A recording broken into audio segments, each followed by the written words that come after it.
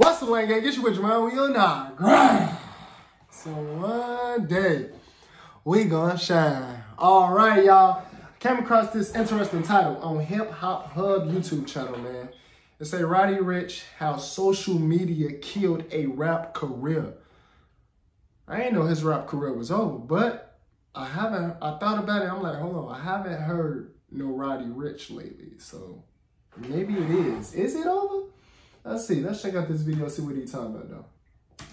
1 Grammy, over 3 billion views, 15 Billboard hits, introducing the man himself, Roddy Ricch.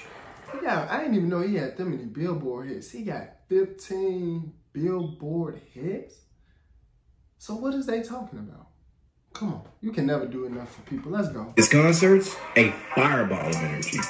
His music, an unstoppable tsunami of vibes. People were whispering he could be the next Drake. In fact, this guy didn't just climb the ladder of fame, he skyrocketed, giving big shots like Justin Bieber, Post Malone, and Maroon 5 a run for their music money back in 2019. But the quicker he rose to fame, the sooner he crashed. Did he stop making good music, or was it just that people got over him? Stay with us as we dig deeper into the roller coaster saga of Roddy Ricch, from soaring heights to uncharted love. Born in 1998 and raised in Compton, Roderick Moore, aka Roddy Ricch, had an early itch for hip-hop and rhyming, learning the craft from his family. But life in Compton wasn't a walk in the park. Imagine a place known for gangs and high crime rates.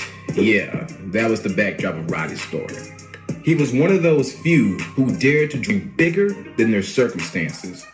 Roddy, from the get-go, was defying the odds, growing up in a city that wasn't exactly handing out golden tickets. By 15, he was part of the Park Village Crips gang, situated on Compton's west side. But even a city known for its tough reputation, things got rocky. Kicked out by his own mom for his affiliation, he took a turn towards a life where trouble seemed to stack up like a bad playlist. He dove into selling drugs and committing robberies, a stark contrast to his religious family background. His life was turning into a rap song, but not the kind that you sang along to. Despite growing up with a religious mom and grandma, Roddy was skeptical about the concept of God, seeing people struggle despite their faith. Then boom, a life-changing moment happened at church. He met none other than Kendrick Lamar, who offered Kendrick Lamar at church? That's crazy. Words of encouragement. Can you imagine that impact? Kendrick, a Compton native too, who went on to achieve great things, offering Roddy a glimpse of possibility. Roddy, though, chose a different path than Kendrick. High school became a blur, marked by gang affiliations, ditching classes, and failing grades. He wasn't penning notes, he was writing rhymes. Then life slapped him in the face when he wrecked his car and faced potential gun charges at 18. A stint in county jail waited him, and there in the cell, the gravity of his choices hit him hard. In that tough moment, he had a choice to make: embrace a life of crime or follow his passion. He chose music, pouring his energy into perfecting his craft. Starting off slow, he began to gain traction locally. His sound, influenced more by Atlanta than West Coast vibes, started gaining attention.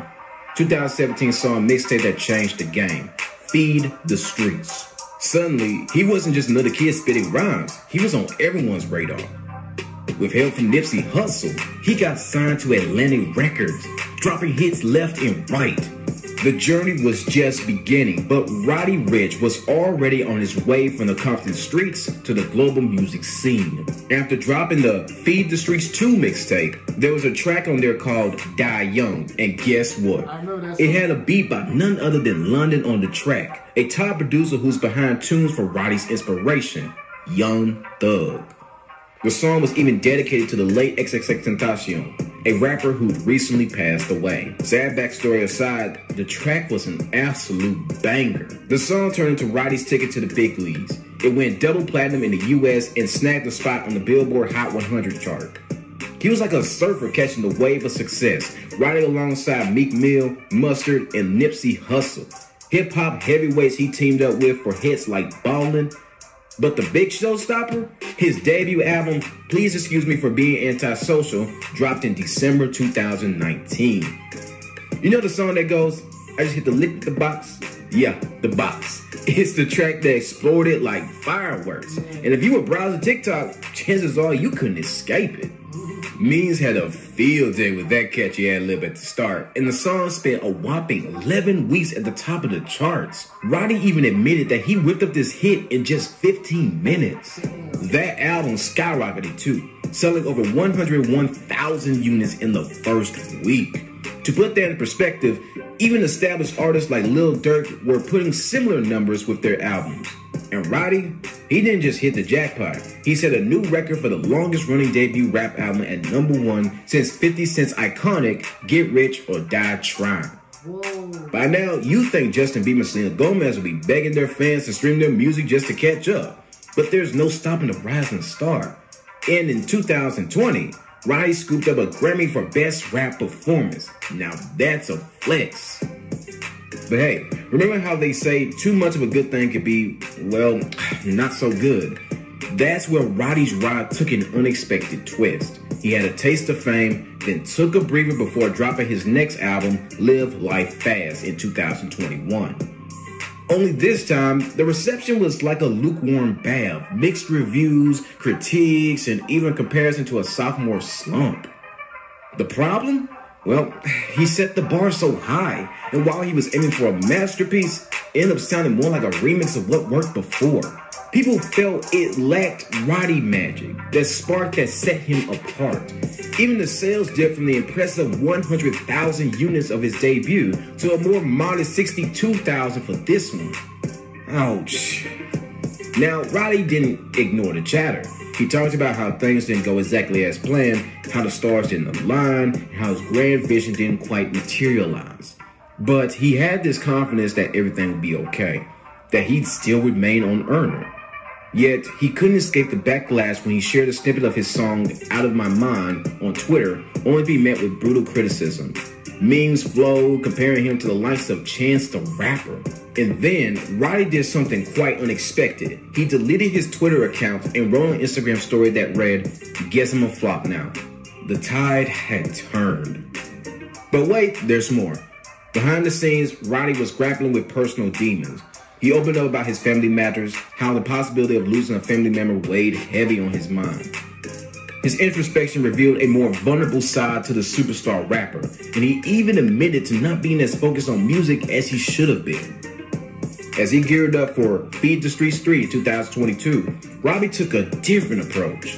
He aimed to craft an album for his core audience rather than chasing mainstream success. He fired back at fans who had unrealistic expectations, telling them to make themselves happy.